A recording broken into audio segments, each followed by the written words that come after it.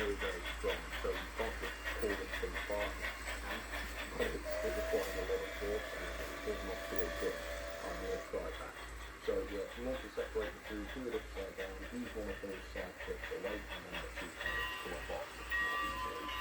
Anyway, I wanted to have a look at the gearbox on this loco, because obviously if you're driving two axles with different wheel diameters, then it's not simple as it may seem, because the two wheel axes have to rotate at different speeds in order for it to look right on the rail. Well, unfortunately, I could not get this space keeper off. It is screwed on with different use, but to get it off, I would have to bring in all of this work with me. Of course, the carport appears to be fitted to the face keeper plate as well, which again would make it very difficult to remove. I could remove the brake rigging on the dome switch to get the that mechanism, but it was an absolute nightmare. So I decided not to reprise that performance today. I'm just not going to bother. So yeah, real lack of serviceability here.